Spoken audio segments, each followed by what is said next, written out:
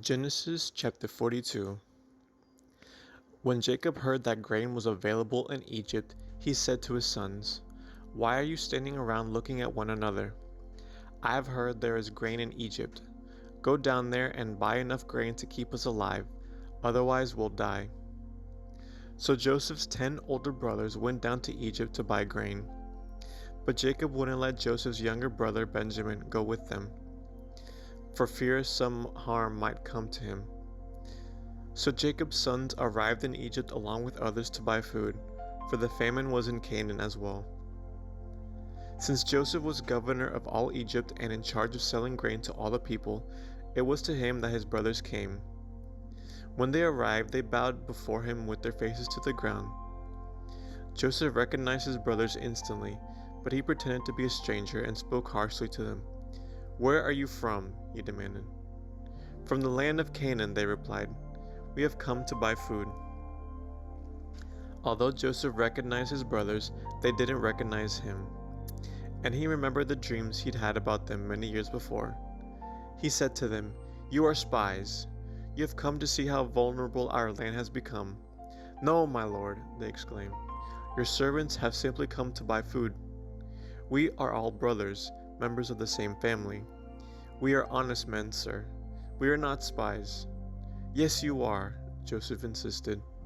"You have come to see how vulnerable our land has become." "Sir," they said, "there are actually 12 of us. We, your servants, are all brothers, sons of a man living in the land of Canaan. Our youngest brother is back there with our father right now, and one of our brothers is no longer with us." But Joseph insisted, "As I said, you are spies. This is how I will test your story. I swear by the life of Pharaoh that you will never leave Egypt unless your youngest brother comes here. One of you must go and get your brother. I'll keep the rest of you here in prison. Then we'll find out whether or not your story is true. By the life of Pharaoh, if it turns out that you don't have a younger brother, then I'll know you are spies." So Joseph put them all in prison for 3 days. On the third day, Joseph said to them, "I am a God-fearing man. If you do as I say, you will live. If you really are honest men, choose one of your brothers to remain in prison. The rest of you may go home with grain for your starving families. But you must bring your youngest brother back to me. This will prove that you are telling the truth, and you will not die." To this they agreed. Speaking among themselves, they said, "Clearly we are being punished because of what we did to Joseph long ago. We saw his anguish when he pleaded for his life, but we wouldn't listen.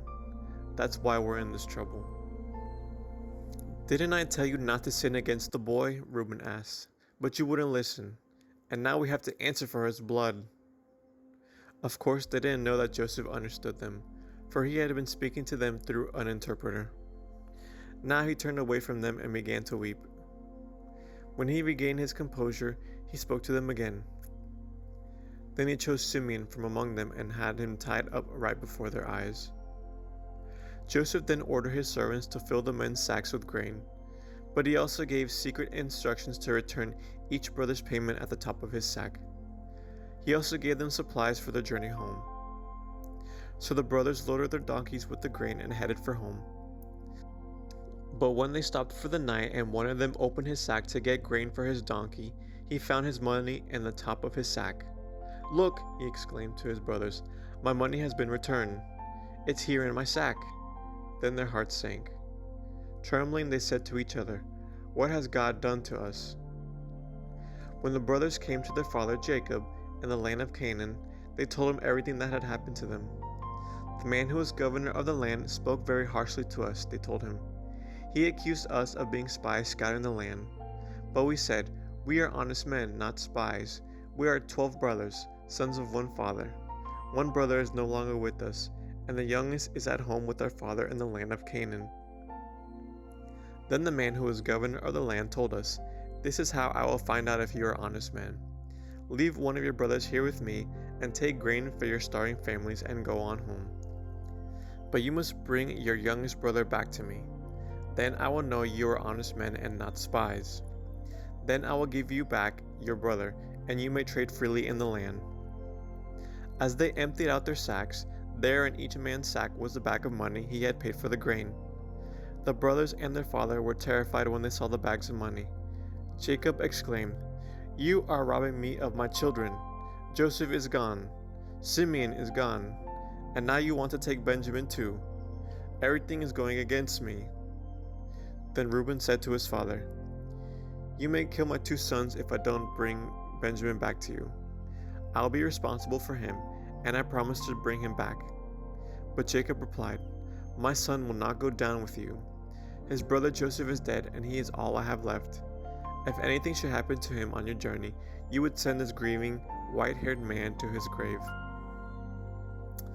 End of Genesis chapter 42.